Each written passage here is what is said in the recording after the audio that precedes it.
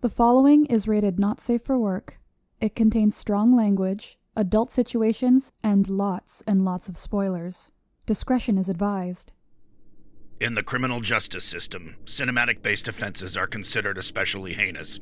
The dedicated attorneys who investigate these villainous films are members of an elite squad known as the Reels of Justice. These are their stories.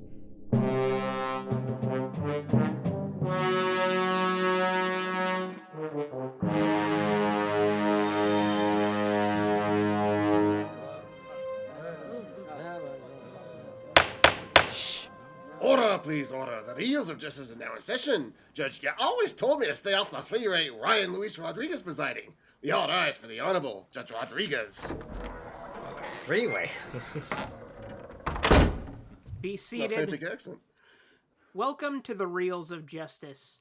Today we are hearing the case of The People vs. The Matrix Reloaded, a 2003 sci-fi action film that follows the Chosen One, Neo, as he continues his quest to free humanity from the grips of the Machine Army. For those unfamiliar with the fucking Matrix. Hey, maybe not everybody. For those of you unfamiliar with our court proceedings, we're here to determine if this film is guilty of being a bad movie. As always in this courtroom, films are to be considered excellent until proven awful, and the burden of proof lies upon the prosecution to prove beyond a shadow of a reasonable doubt that this film is guilty. Mr. Dylan J. Schlender, you are representing the prosecution. You may present your opening statement. Thank you, Your Honor. Comprehension is not a requisite of cooperation. And thank God, because this movie is borderline incomprehensible. But thankfully, I am here to explain it to you. Today, we prosecute The Matrix Reloaded, a film that cynically masquerades as intellectually profound, desperately hoping that its audience won't peer beneath the surface, won't peel back those layers. Unfortunately for the filmmakers, and fortunately for us, today we are doing exactly that. In this process, we'll expose not only the sequel's shallow intellectualism, outdated spectacle, and historical irrelevance, but we can point to a few key moments in this bloated mess that, in the hands of better directors, we might even be able to see as winks and nods, maybe. But unfortunately, and I do mean unfortunately, because I have read so many interviews with the people involved in this movie, they're taking this very seriously. They took this film very, very seriously. This franchise very, very seriously. And it will ultimately be that failure of intentionality that gets this film to guilty. Thank you.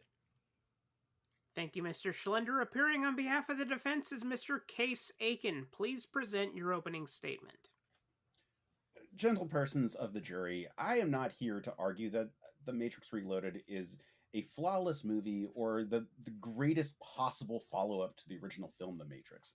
And frankly, based on the arguments required here, I don't need to. I just need to make the case that this is not a bad movie. And I think that this movie is unfairly maligned.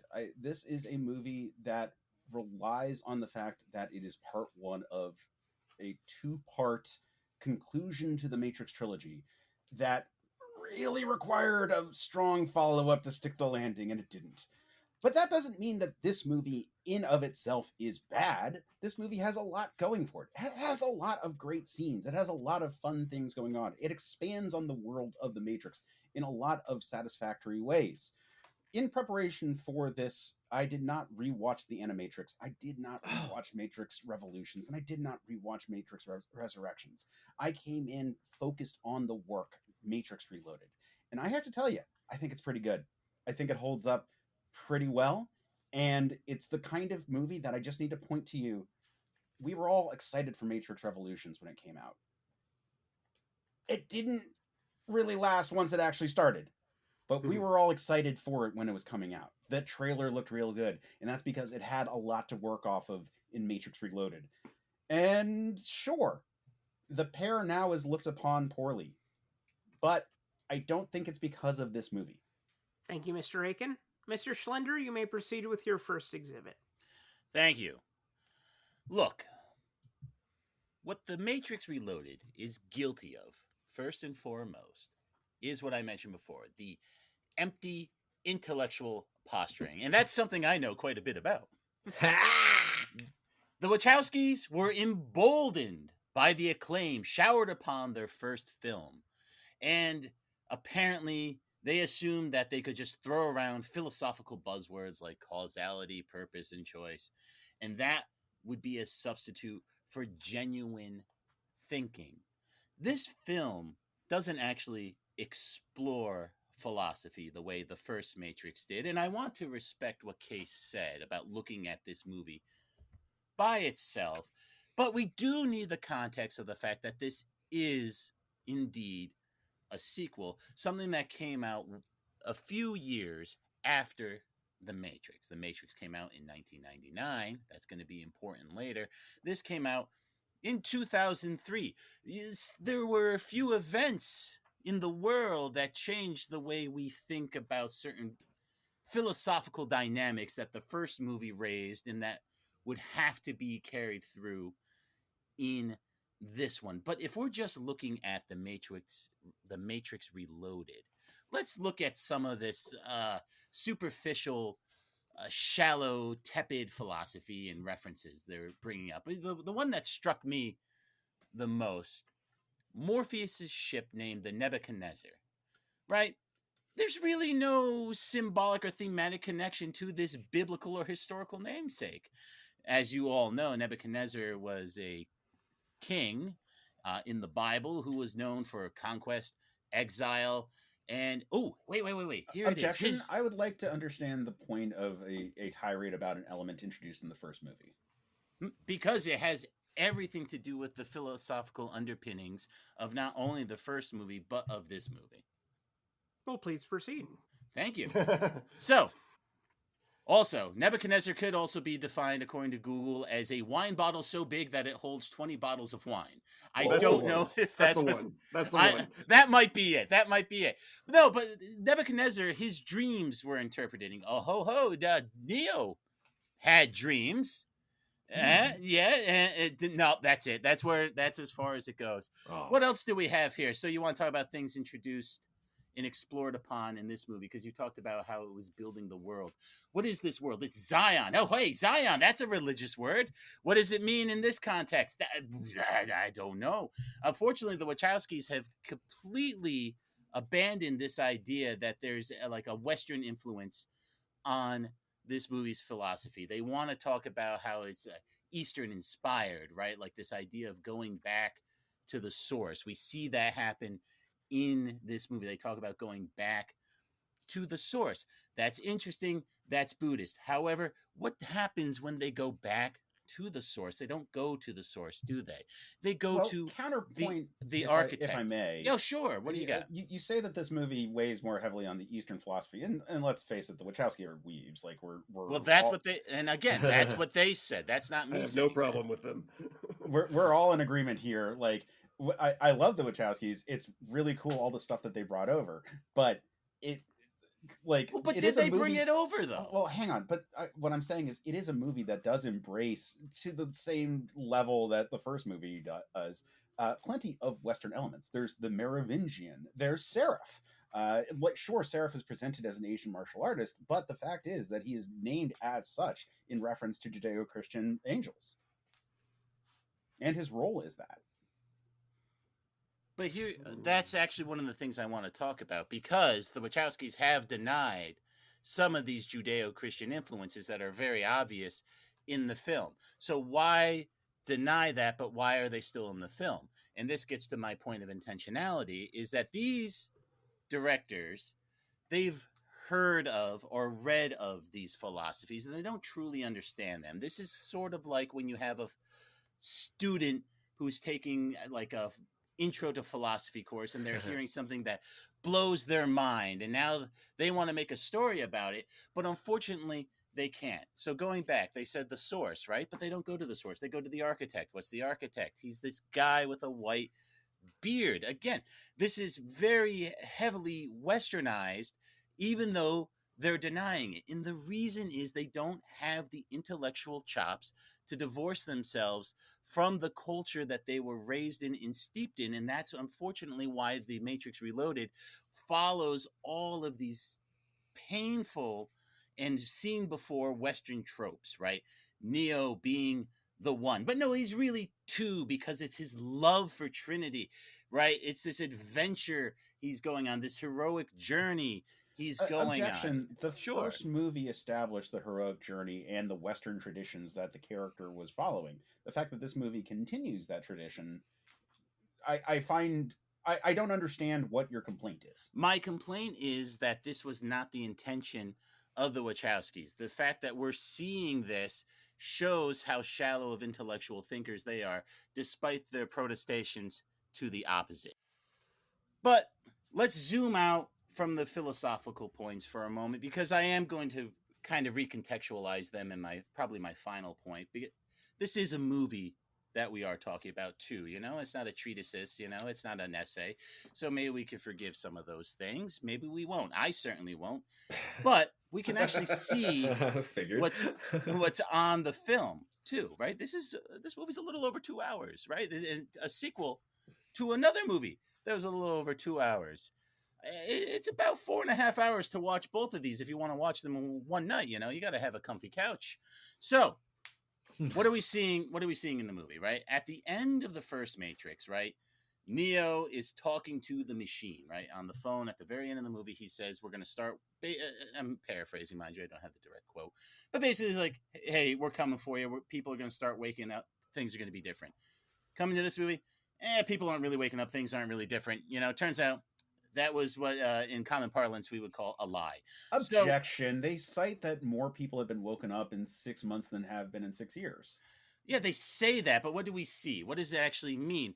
Nothing. Because we see a lot of people. Yeah, I'm going to get to that. You see a lot of people. I'm going to. A lot of people. Got you there. Look, we're going to get to that rave in Zion, which was by my which was about my calculation, 60% of the movie. It lasted so long. My God. And so when we're watching this movie, we have these very long, ponderous dialogues or monologues with this quasi-philosophy that we had addressed earlier, right? But then what are we actually seeing? We get this bizarre rave scene that adds nothing to the movie. And then we get these weird action set pieces that have not aged well, unfortunately. I mean, we have the 100-man Agent Smith brawl.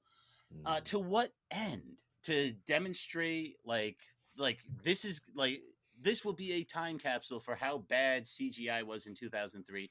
At least we were trying, right? This was not a necessary scene. Well, here's a question. Let me finish this real quick. Let me finish my point real quick. Right? Neo destroys Agent Smith in the first one. Easily. He blows him up. In theory, he could blow up all the agents. I don't know why he doesn't. He can't die. He's essentially God at the end of the first movie and in this one. So why is he fighting all these Agent Smiths? He's not even trying to kill them. And what does he end up doing? He flies away. He could have done that at any time during the fight. It serves absolutely no purpose except to have more flippity Matrix Kung Fu. Now you can say what you want to say. Go for it. Where's the judge? I'm here. So my point here is that we are looking at a movie that is intentionally presenting these kinds of action sequences. The reason that we're here is for a movie with these kinds of flippity kung fu things. And a question that we're going to have to discuss as we go into this is a movie that is a time capsule of its creation, a snapshot of its creation, that is trying to highlight the best and brightest of the special effects of its era, by default going to be a movie that suffers for not presenting well as special effects improve. This is a movie that touted its special effects, and we were blown away by its special effects at the time. And I would say contemporaneously, I can speak for myself, having saw this movie when it did come out in 2003. The Agent Smith fight is not impressive. It looked pretty tired at the time, even. Now, everyone else can run around saying how much they really liked it, but we all know deep down, we all felt the same way. It was just like when we watched that Black Panther fight at the end when he's fighting Killmonger in the other Black Panther suit. And we're like, this is cutting-edge PS2 graphics right here. Well, no, because cutting-edge PS2 graphics right there were more advanced than what or were more advanced than where the movie would be able to, or rather, the timing of where the movie came out. You're thinking of Spawn. Ooh. Hey, we could also talk. Hey, we could talk about Spawn. I've done. We already did. No, Spawn's my PS1. point is this movie was cutting edge at the time, and while sure the fight doesn't really hold up very well and has issues. Like I would say that the bigger issue with the Burly Brawl, as it's called, would be the fact that, as you keep pointing out, he's able to avoid, or he should be able to avoid the fight. He's able to fly. Well, exactly. And the fact that it's not engaged with him trying to leave at multiple points and being dragged down, which is how it would have been solved immediately. It is a sounds is a like problem someone with the should film. take another pass at the Matrix Reloaded.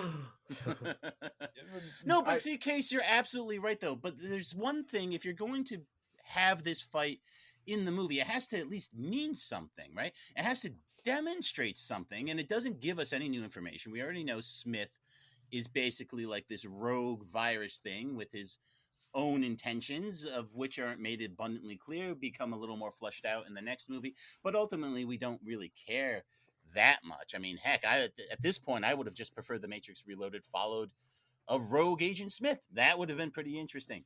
But instead, we just get treated more and more again to this idea of Neo's the one. He's going to fulfill a prophecy. He can't die, you know. He doesn't need to dodge bullets anymore because he could get shot and just come back to life.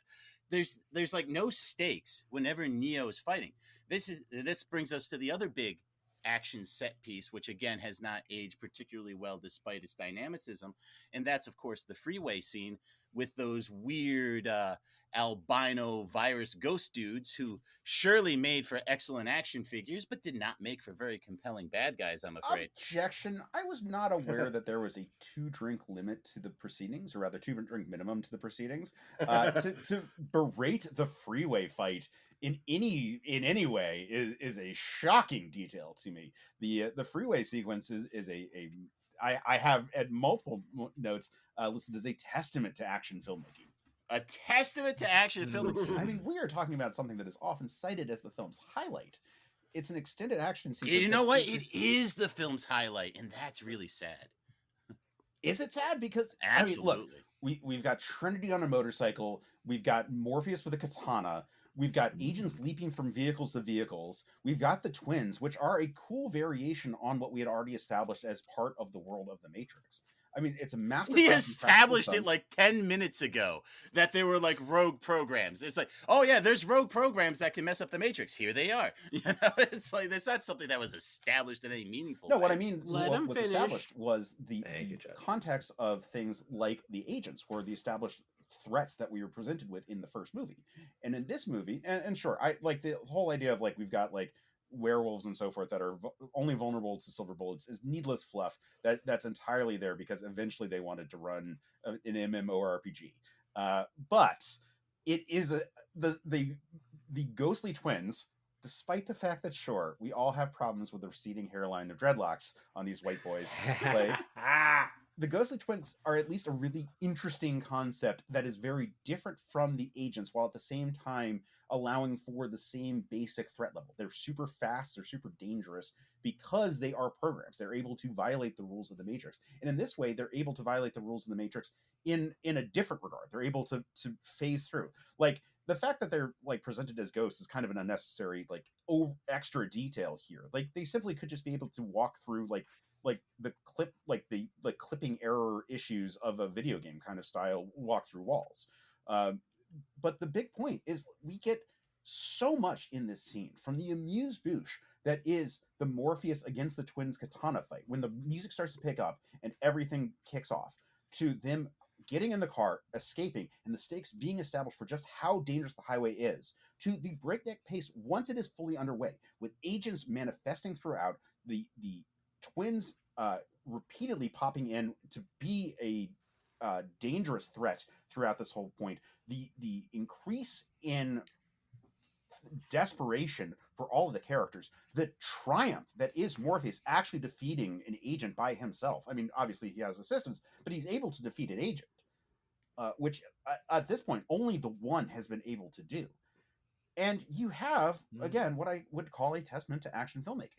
So let's back up to one of your points. You're talking about what makes the twins interesting is that they can violate the rules of the Matrix. But Case, that's what makes the first Matrix movie.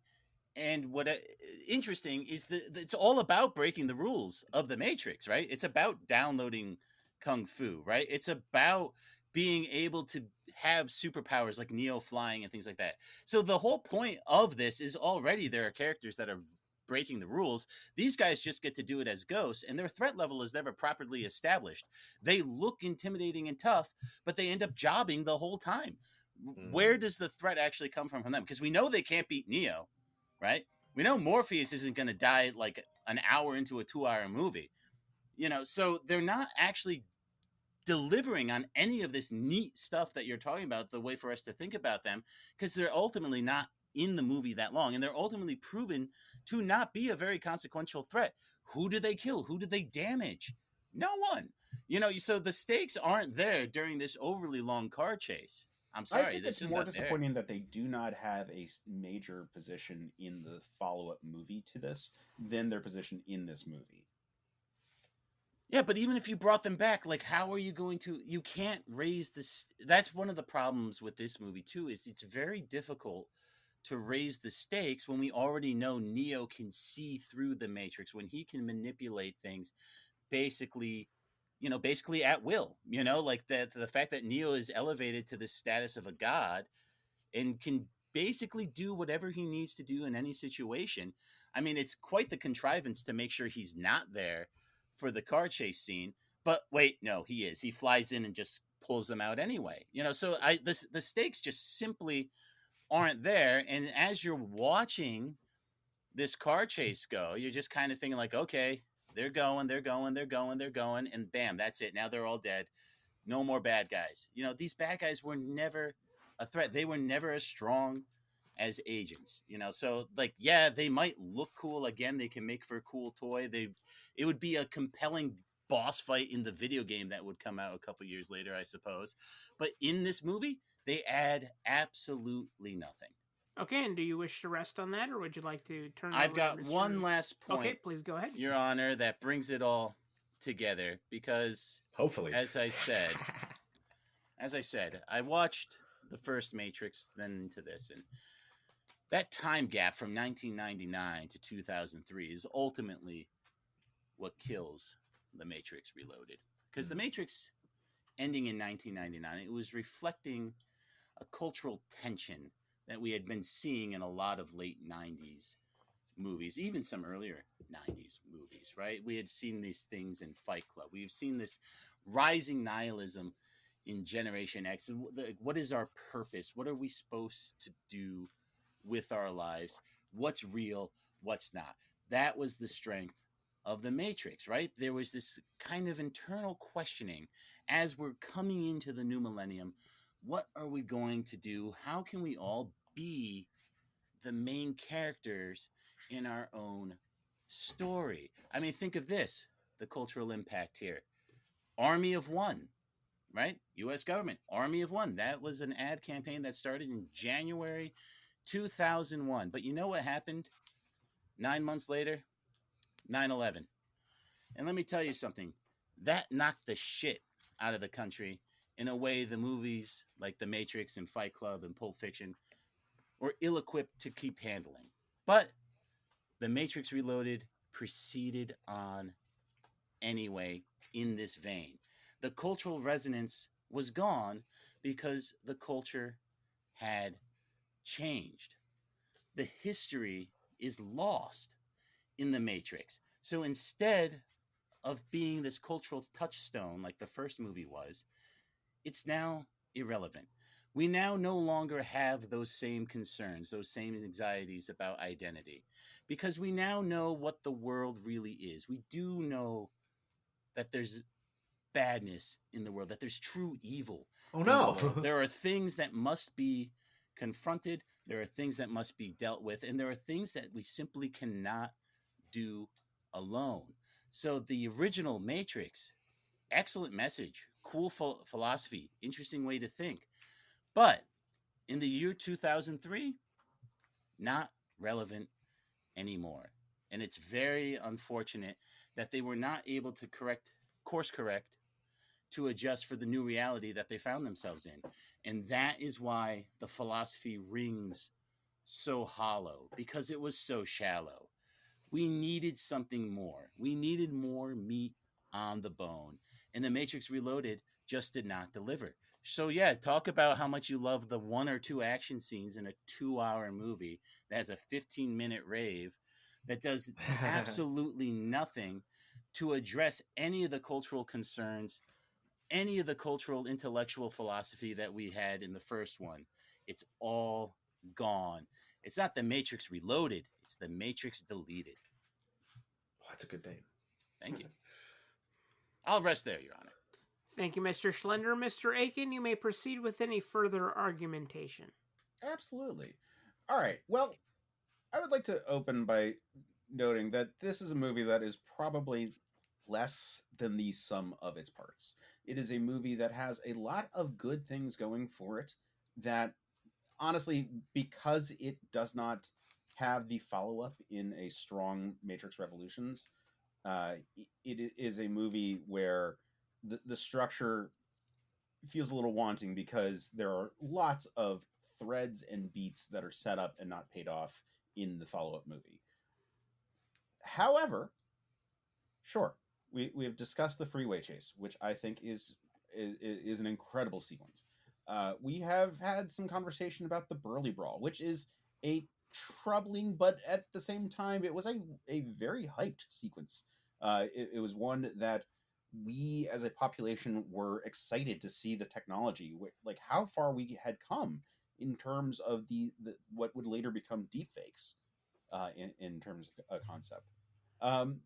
We mentioned briefly the Merovingian mansion fight, and I would argue that this is another example of excellent fight choreography that is being done to establish just how capable Neo is at this point, so that the key situation that comes up later, which is that it does not matter at all what he can do.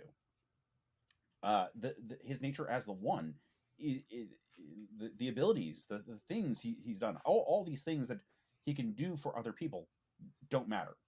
He's just a cog in the machine that has to fit into that place. We have to establish the character as having so much seeming potential so that when it is all stripped away, it is revealed to be unimportant. It has to feel like the rug is being pulled out from under us. Did anyone here feel like the rug got pulled out from under you? Was there any doubt that Neo was going to succeed? Was there any doubt Neo was going to go try to save Trinity again in his Superman style? He even puts his fist forward just like Superman in his cape billowing behind him. He crashes into Trinity at such speeds, it's amazing she didn't explode, So look, I mean, Case, I respect you, man. I love the way you think, but no one is thinking that watching The Matrix Reloaded, not even at the time. I was. Well, there's one. That's what it takes one. I mean, all right, let's talk concurrently about the architect scene, shall we?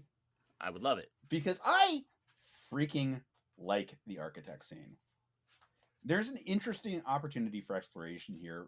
And like I said, the problem is that The Matrix Revolutions doesn't do anything. Ergo, it's viewed as a missed opportunity, despite the actual scene successfully teasing a tantalizing larger degree of control of the machine's systems. I mean, look, so I'm 40. I was in high school when the first Matrix came out, and I believe I had just graduated high school when this one came out. So it was 2003. So yeah, I was a freshman in college. That would track, yeah. So when I was a senior in high school, I was in a philosophy course where we wrote papers about the Matrix and speculated about the nature of the machines and the systems of controls that were in play. And we questioned what are the systems that can go into it. Now, look, I will be honest that I am a little bit spicy in a way that I get really into thinking about, like, well, you can't have a Matrix that actually has the population that perfectly maps 1-to-1 with the 1990s. Like that would be insane, because then you would have to figure out, like, the chaos theory of everything wouldn't allow for you to have a stable population that way. You'd have to have, at the very least, multiple matrices. Otherwise, you wouldn't be able to grow and like have larger crops as a robot system.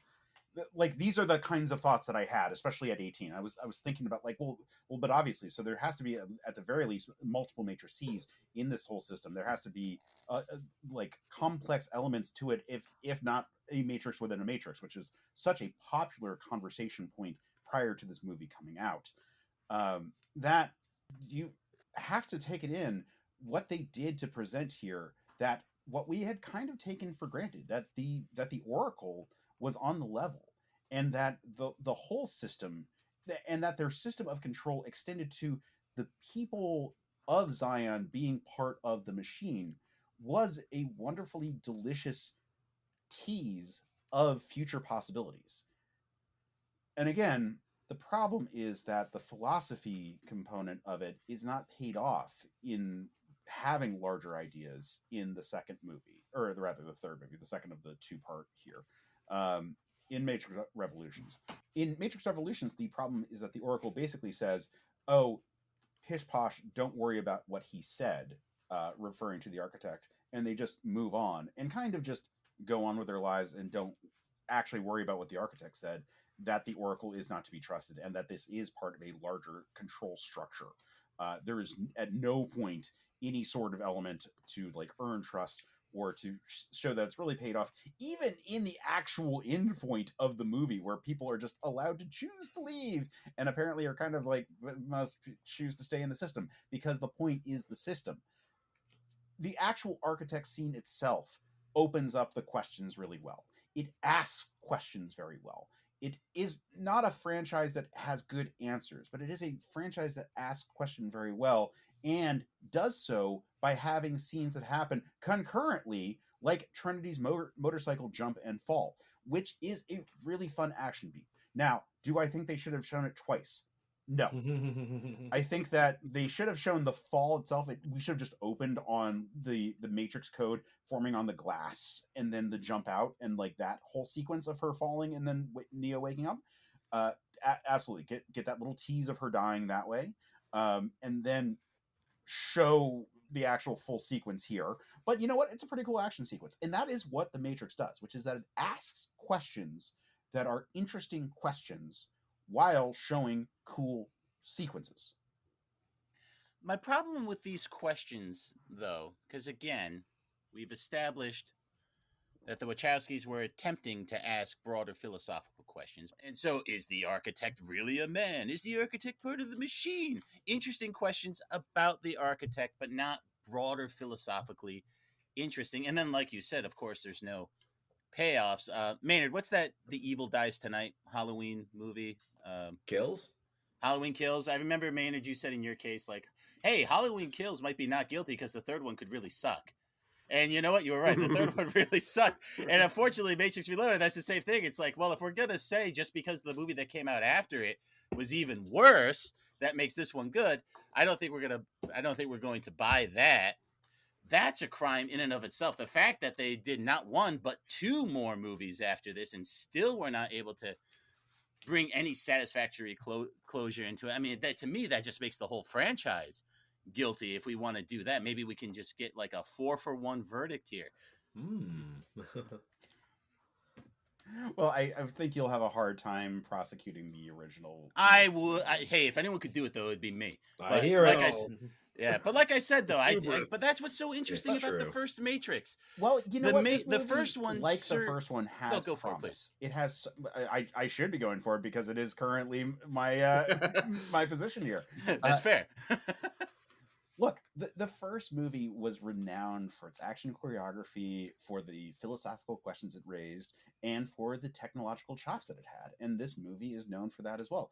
Look, sure, the Burly Brawl doesn't hold up very well. And you know what also doesn't like hold up amazingly well, but was mind-blowing when it happened, which was Neo's his first flight.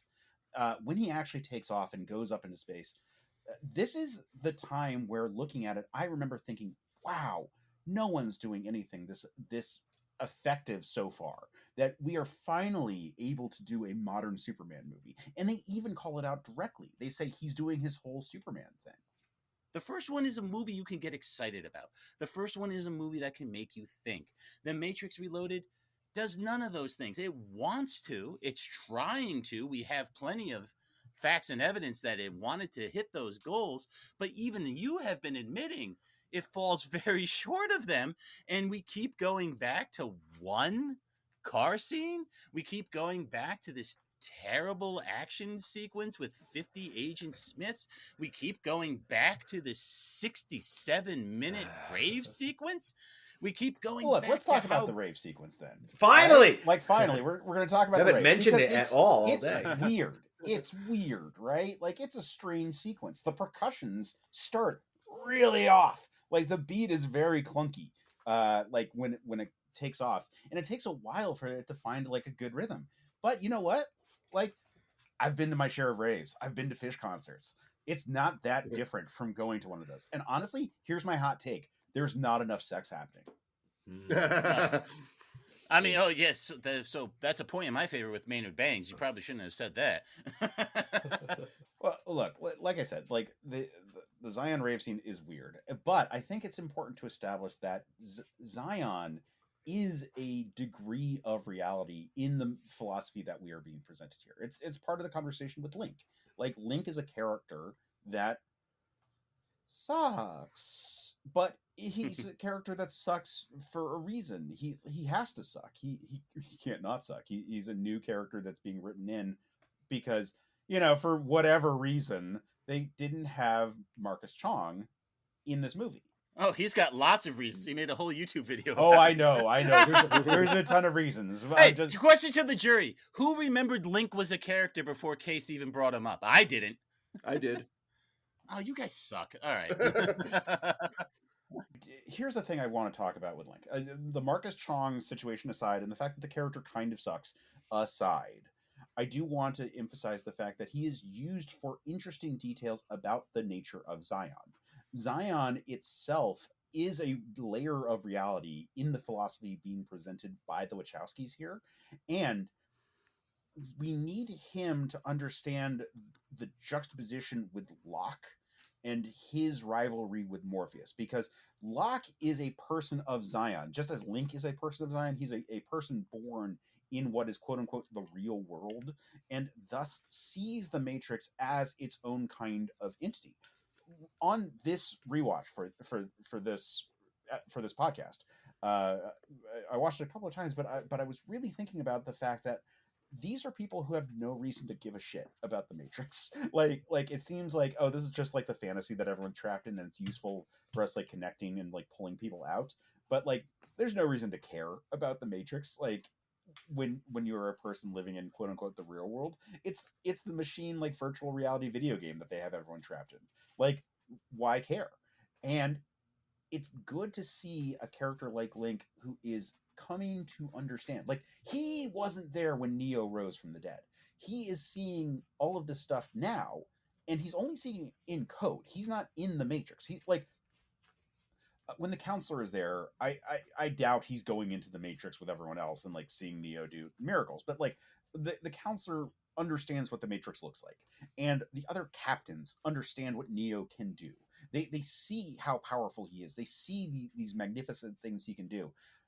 Link is vital for us seeing what a person who is not actually able to see the miracles how belief works and how faith can work in this whole setting. And I think he's a well-written, terrible character.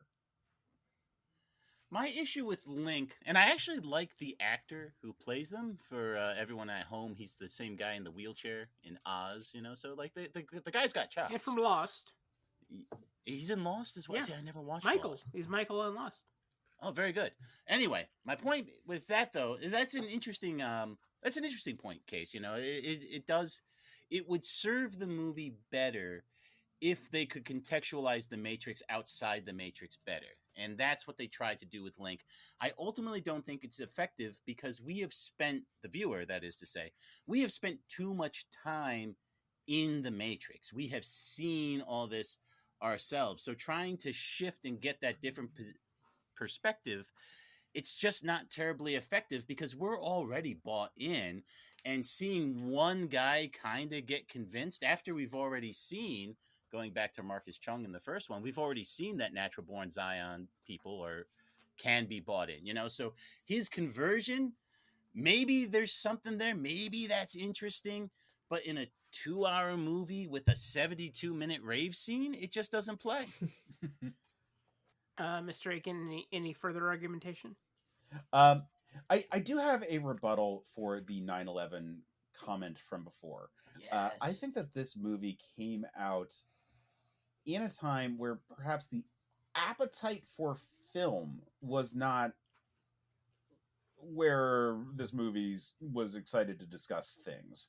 Like the time of post 9/11 is a period where very particular pro-military tastes were very in vogue, or a particular kind of counterculture, but certainly not a let's have a conversation about how the system is the machine, and that anyone can literally become an agent of the state. That was just not the conversation we were having exactly when this movie came out.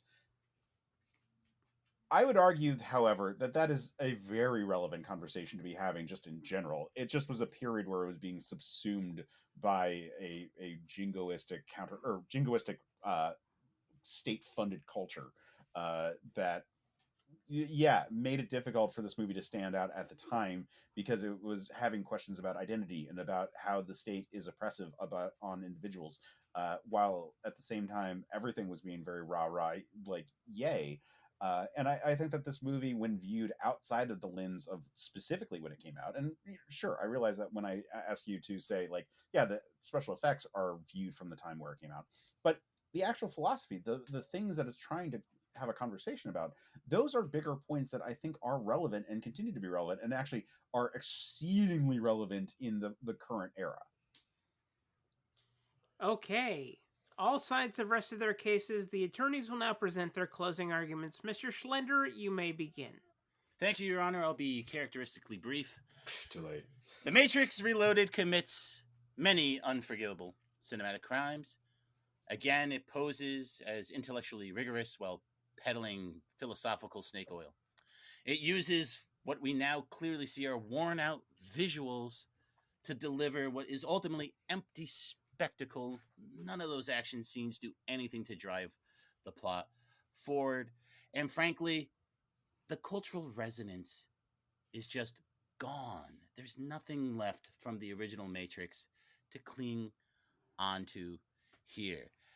This is the cinematic equivalent of a big flashing neon sign reading "Pretension sold here, 2 for 1," because there would be another one after this. Can you believe that? The movie isn't profound, it's pretentious. It isn't philosophical, it's fraudulent.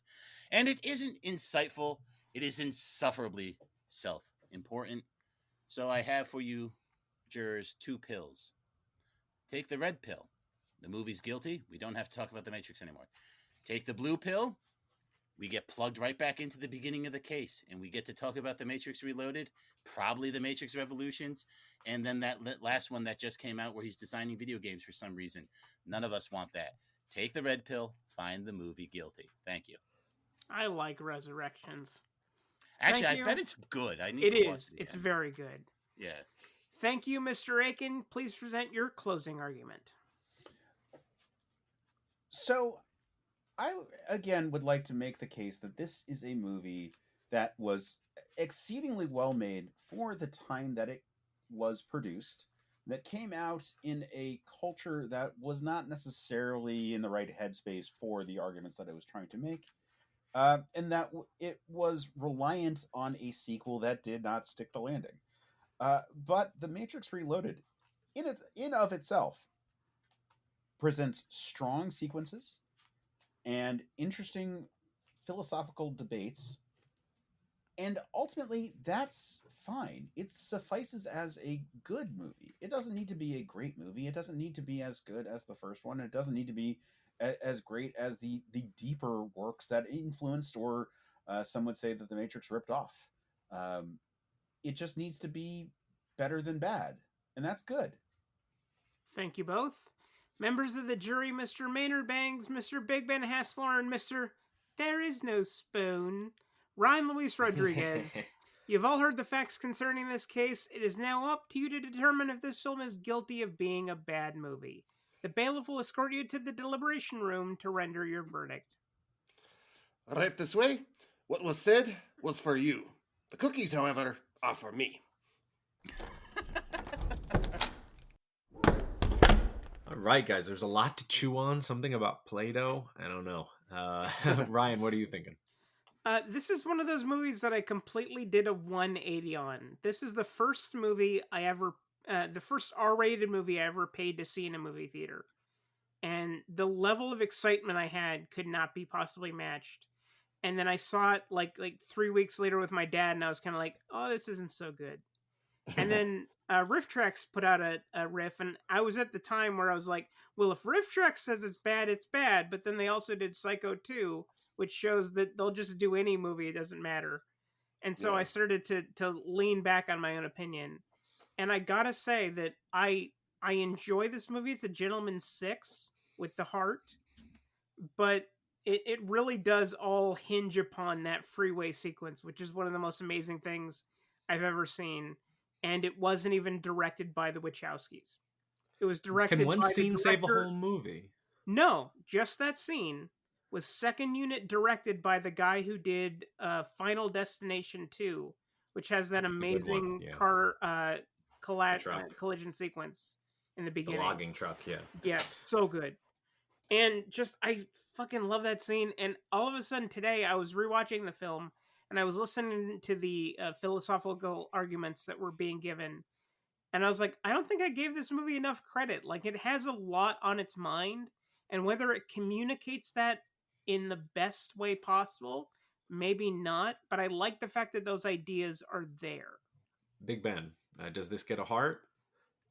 Yeah, I like it even more than Ryan does. I think this is probably a gentleman's 8. I love this movie. Loved it. Not as great as the first one, but still great. Yeah, the third one, it is dependent on that one being great. But I do understand that argument. But you know, I love Reloaded. It takes that, like, if you look at that first film and think make a sequel out of it, I think you have a lot of challenges in front of you, and they really meet most of those. They broaden the world, they do more world building, they talk about philosophy, they pepper in mythology. I really disagree with what Counselor Schlender is saying about like them not understanding what they're putting in, because they don't need to. It's just like kind of peppering the sort of thing within it. I guess people think the Wachowskis are weebs. Maybe I am too. A lot of Japanese stories tend to do that, like the Final Fantasy series. I was all about it. The only thing I do agree with Mr. Schlender on is that rave scene. It is out of place. I understand a the Wachowskis 92-minute rave scene. Yeah, 90. No, I thought it was 95 when I clocked it, but it was too much. But yeah, they managed to have interesting things for Neo to do. Like, he's not completely invincible. Like, he's locked out of certain things when he's like going to talk to the architect. They play with the situations where he's in. I don't like how he just flies in and saves the day here and there, but you know, given what they ended the first film on, that's something they were locked in with. That's the problem, though, is that they ended the way they did at the end of the first Matrix. Because it really makes you think at the end of it, there's really nowhere to go. Right. But it's amazing where they actually went with it. Like, if you sat down with a focus group of 20 people of a large demographic and said, tell me what the next Matrix movie is, It's like either that was all a simulation, or I like Case's idea of a matrix or matrices, like that was just one of them or something like that. Yes, that's I love that idea. I absolutely love the idea that Neo is not special, that he's basically reincarnated every time, and it's a different guy that always thinks they have manifest destiny. I think that's a phenomenal idea. I wish that Revolutions could follow up on that, but that's not what we're discussing today. We're discussing Reloaded. Rob? Yeah, I agree. The second film is not guilty for the crimes of the third. I agree with that. But I do think it is responsible for carrying the story from the first. Now, I'm lukewarm on the first one. I mean, it came out at the right time, and it was very popular. So I've seen it like a million times. But when I've tried to go back to it, it usually doesn't really grip me. Even though there's robots in it. Yeah, there are, and those robots, those are kind of cool. You don't see that much of them, though. Now, this one, you see too much of them. And so they got their balances really odd. It gets worse with the third one. I never even bothered.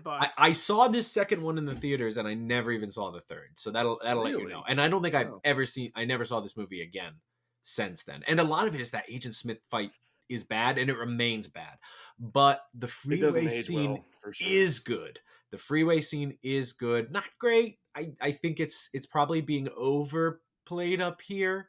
No. I do think it reminded me very Terminator 2. It reminded me very Terminator 2. So that's a compliment. No. Well, okay. If it's a compliment, sure. It is a compliment. It's not an insult. But also it's like, well, I've seen this before. Instead they can ghost phase instead of being no one can liquid shoot shift on a highway ever again because Terminator 2 did it. No. But if you're gonna use a big truck and stuff for your action scene, you gotta just know what came before. Anyway, I thought it was more of an homage to that than anything. But so I thought it was a good scene. Is that enough to save the whole movie? I actually don't mind the rave scene. It probably is too long, but like we do need to show what humanity's fighting for, and show us that we are still human. What remains of humanity, like why are we fighing? It's like, people are still dancing and fucking, then the world is turning. As long as those things are happening. It does suffer from the crime, I think, of being kind of boring. But even the first one I think has that at moments. But it's like, what's the challenge for Neo now? Right? Like, I mean, he proved he was God at the end of the next one. Why is he fighting all these agents? Like, he doesn't need to, right? He's not God, he's Jesus. He doesn't look a thing like Jesus, but he talks like a gentleman. So let's try to lock in. Ryan, what are you thinking? Oh, not guilty. 1,000% not guilty. Wow, 1,000. This was only a 6 with a heart. That's not a 1,000, I think. That is based on what you were saying. That is definitely a 1,000. Big Ben. 2,000% not guilty. Yeah, I like what it says about the choice being a measure of control. There's rewatchability there when you have it. They expand the world with ghosts and vampires and just really make the action on that car sequence so great. Not guilty. Yeah, 2,000%. I do kind of like the twins. That it was like, well, before they were all black trench coats, so now they're super white. We are very bored. Yes, It's cool. They really they can phase in and out, and like his sword goes through them. That is cool. Phasing fights are cool. Absolutely. They do it well in Chronicles of Riddick too later on. So I will say not guilty, but it's just mediocre. I mean, it's just getting over the line. Enough. And I kind of think the sexy rave scene is doing some of that heavy lifting for me. So let's get out there and tell that very handsome judge. Mr. Foreman, have you reached a verdict? We have, Your Honor.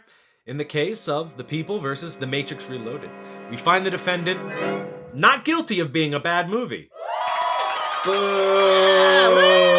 Yay for Cornell West!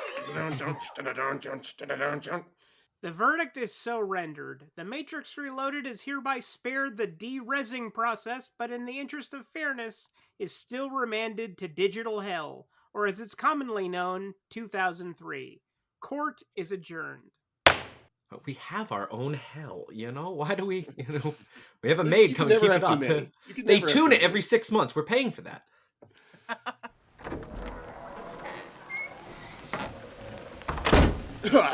This is John Sick, reporting to you from outside the Reels of Justice courthouse, intellectually distinct from some other Keanu Reeves characters, as I'm always having a cold, wheeze, cough, cough.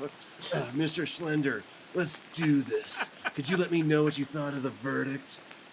I can't say I'm surprised. Look, I still believe in the Reels of Justice. You know, we do good work here. You know, we're not always going to get it right every time. But it was a fun case. I really respect Case. He came in, he really brought it, you know, and that's what the show's all about. So, thank you, and I'll see you in the post-show. Whoa, you just freed my mind.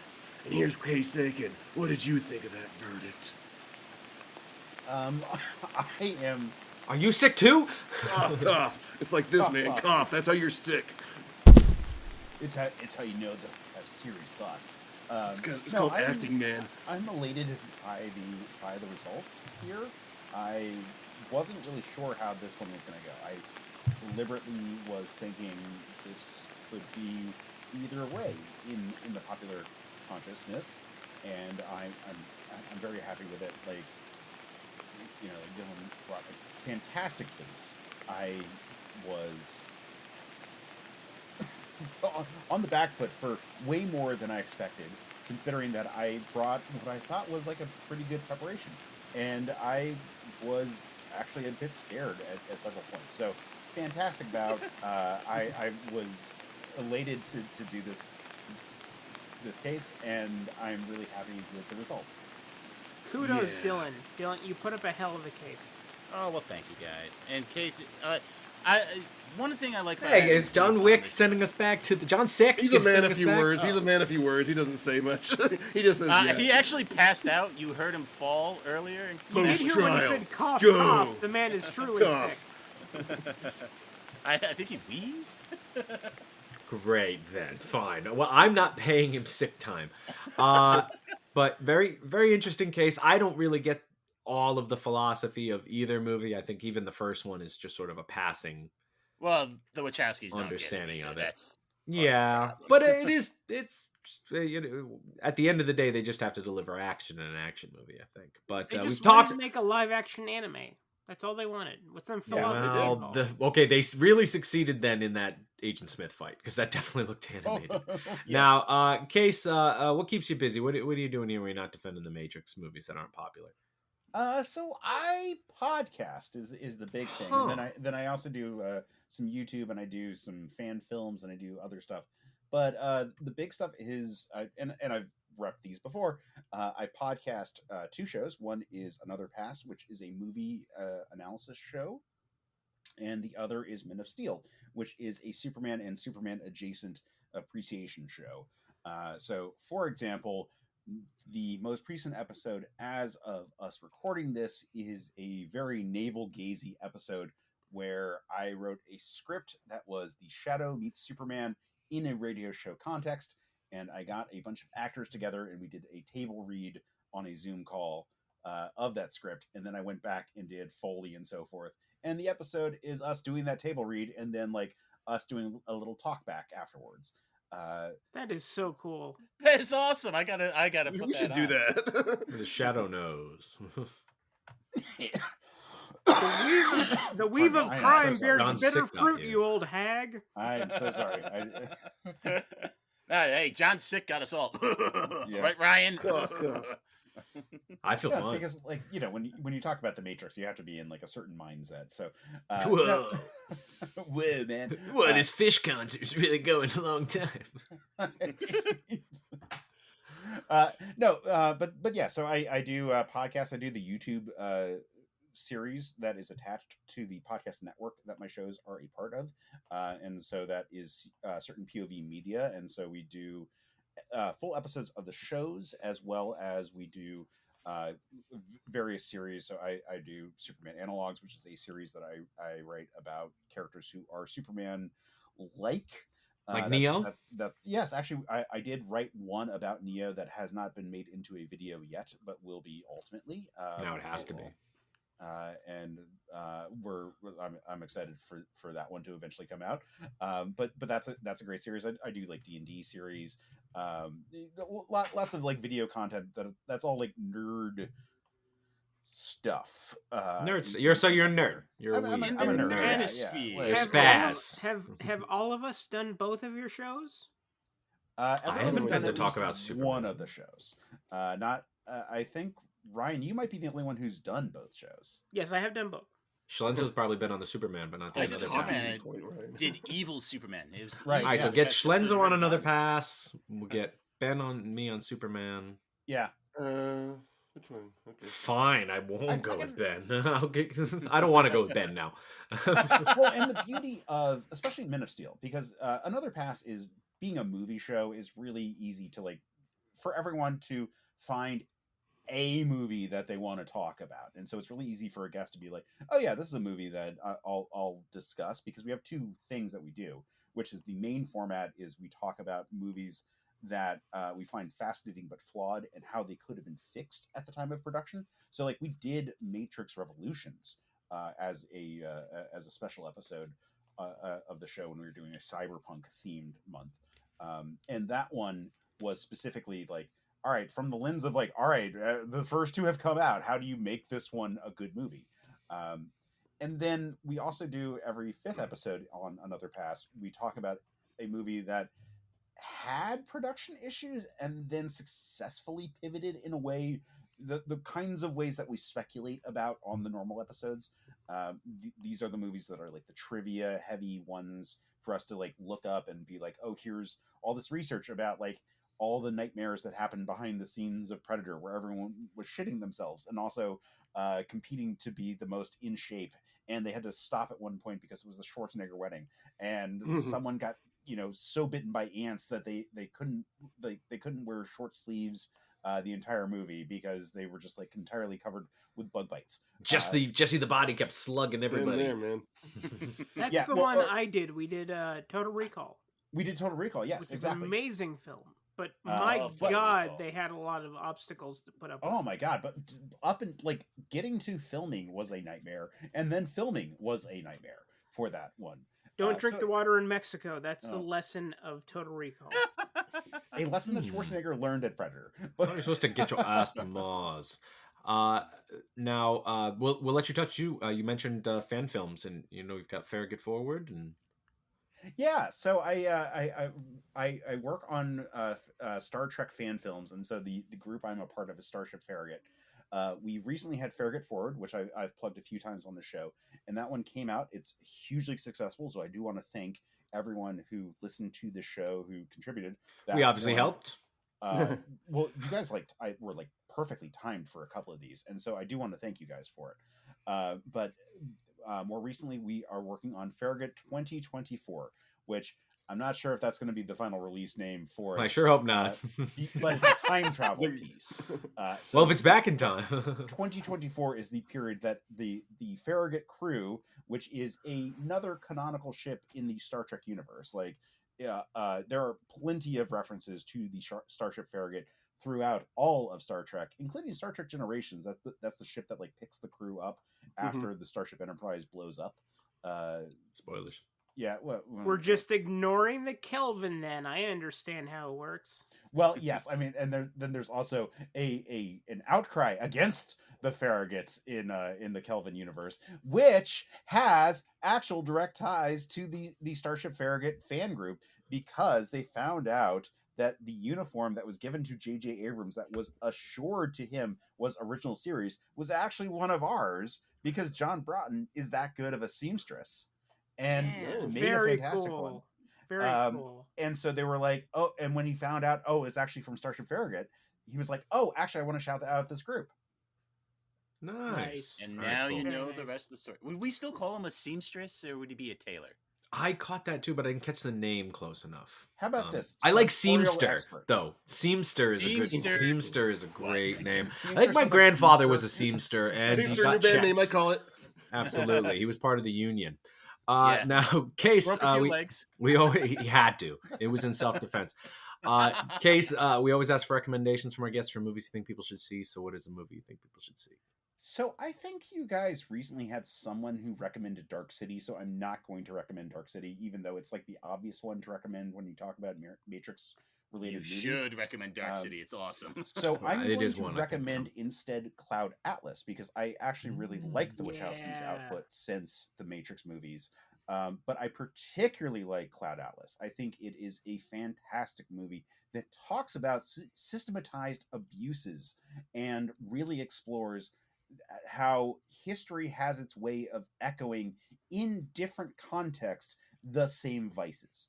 And I think that it is part of a conversation that the Wachowskis have been having in movies in general, starting. Well, I mean, they were doing fan films, I think, before The Matrix, but like from the beginning of their film career, like that you can see with The Matrix, like in terms of them like blowing up on the scene, but then everything since then, there is a larger conversation. I don't know if it's the deepest conversation, but I think Cloud Atlas is the most part of that conversation because it is multiple narratives set up throughout time, told through multiple story devices to sort of like set up these like different like shifts into the different time periods and so forth.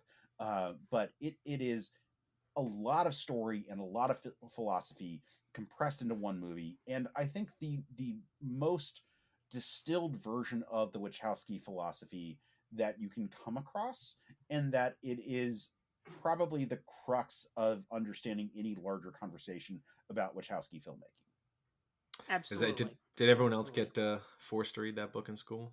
No. No. No, my experience is. I thought they made us read that, Schlends. They make me read Cloud that? Atlas? Yeah. No. Well, I didn't read it for fun, I'll tell you that. God damn it. Schlendzo, what's your recommendation? So I was trolling Tubi, as I'm wont to do, and looking for another Liam Neeson hacker to throw out there, as I am wont to do. But imagine my surprise when I saw this one, and I said, wait a minute, this is from 2000. Liam Neeson hadn't resigned to doing hackers in 2000. No, he was still doing Yet it had all the calling cards of a hacker. He's playing an undercover cop. Oliver Platt's in it. And Sandra Bullock. I am talking about Gunshy from 2000, wherein Liam Neeson plays an undercover DEA agent who is trying to get over a bout of anxiety and fear around his job. And in his new assignment, he actually meets a therapist who invites him to his high-level group therapy for Wall Street brokers, CEOs, and the like. And it's a funny cast, like Richard Schiff, the guy who played Moe in the made-for-TV movie version of the Three Stooges, is in there. And they're having a hilarious time talking about the anxieties of being an undercover cop. The action plays out pretty well. Paralleling Liam Neeson's journey is Oliver Platt as a would-be mobster. And he's also having anxiety and wondering whether or not he should be doing in this kind of line of work.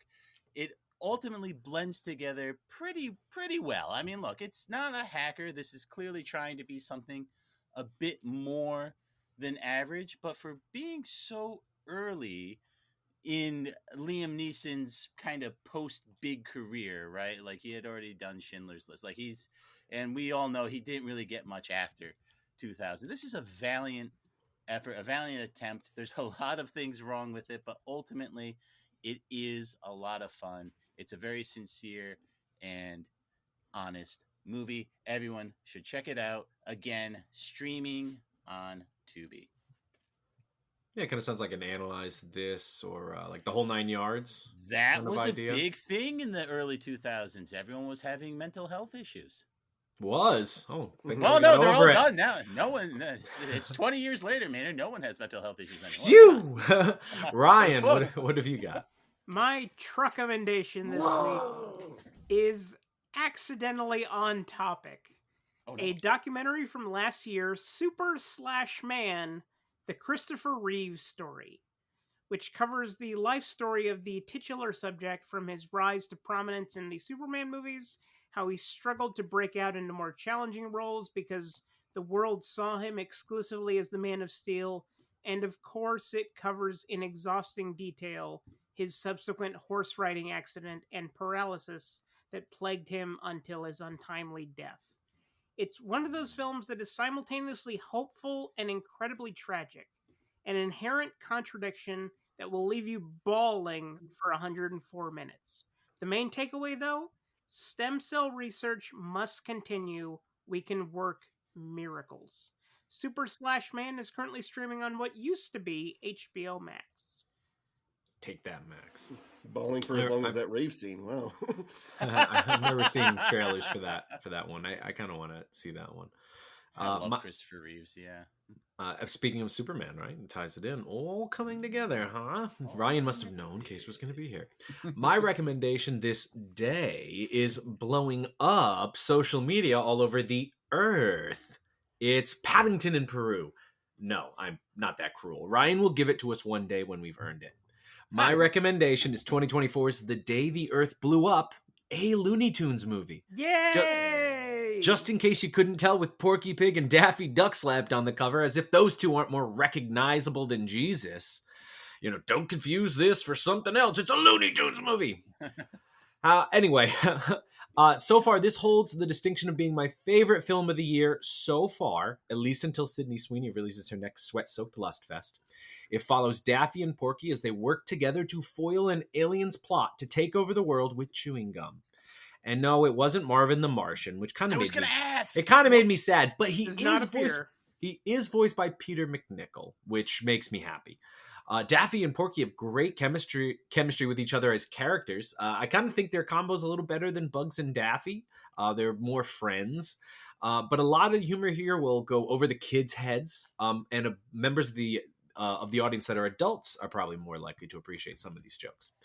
It also surprised me to find out that both Daffy and Porky are voiced by the same artist these days, Eric Bauza, who has been doing the role since 2020, it seems. He's a young guy, but he's obviously crazy talented. Apparently, we almost lived in a world where this didn't come out. It was slated to be released on HBO Max. It got pulled and shopped around for a while, but it finally found a home in the theaters. And hopefully it generates more interest, and we finally get that Coyote versus Acme movie to get released. Even though I did hear that they picked it up, and partially because partially because of the success of this. So hopefully that'll come out. Even though I think a lot of that shelving's really just to generate buzz for when the projects are finally released. But if it gets us more Looney Tunes movies, I won't complain. See it with kids for sure. Yes, just saying there'll be some jokes that you'll get to and they won't. We want to make sure that Coyote versus Acme gets the rollout it deserves. Go see the Day the World Blew Up. It is fantastic. If you have kids, bring your kids. It is delightful. Bring someone else's kids. Why does Bob Bergen not do the voice of Porky though? He's still alive. Because Eric Bauza took over basically every single role, I think, except for Bugs. Yeah. In the Looney Tunes cartoons that used to be on HBO Max before they took them off. How would it feel to be the one guy doing Bugs while everyone's doing that guy's doing everything else? Hey, he's got to be sweating. Yeah, I mean, it really works. It holds together. It was really excellent. Big Ben, won't you send us on home? The John Wick films were ones that I kind of avoided for a while. The first one seemed like an obvious revenge film like Taken, and I hate revenge films. Then I blunk, and all of a sudden there were 4 of them, and I was clearly missing out. So in honor of the court featuring a Keanu Reeves film, I finally dug in and marathoned them all last weekend. Cool. And they're friggin' great. I feel so bad I missed them in IMAX. The first one is probably technically the best, but I'm going to recommend the one that was my favorite of the bunch, John Wick Part 2. It takes the formula of the first one and explodes it onto a global scale and invents a style of frantic action and neon-lit cinematography that the subsequent films would emulate as well. I love the bulletproof, stylish suits that these hitmen wear while doing gunplay, making getting shot akin to being punched from afar, which gives them so much to play with from a stunt choreography perspective. Each fight is a symphony, and you can see through this film and the series how they continually try and up the ante and top themselves while referencing previous action films like The Mirrors and Enter the Dragon, but with its own hella cool style on top of that. And what Matrix fan doesn't enjoy seeing Keanu Reeves and Lawrence Fishburne together again? And just wait for that Empire Strikes Back style ending where you'll be on the edge of your seat, desperate for that third installment now that the stakes have been set higher than they have ever been seen before in the series up until that point. 3 is my favorite, but 2 is really good. I'm giving it to 3 as well. And Ryan, why am I doing that?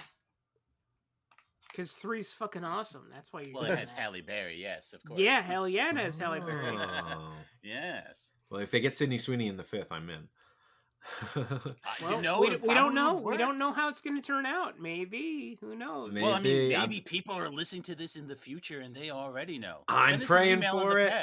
Yes, exactly. And with that, we are all out of show, but we want to thank our guest, Case Aiken, for joining us. Thank you so much, Case. Of course. Thank you for having me. This time, your case was an Aiken. Yeah. Come on. I'm going to do it every time. And we hope everyone else will join us again next time as the Reels of Justice keep turning. Count it. Whoa. Please follow us on Twitter at Reels of Justice, Instagram Reels of Justice, and Facebook.com/Reels of Justice.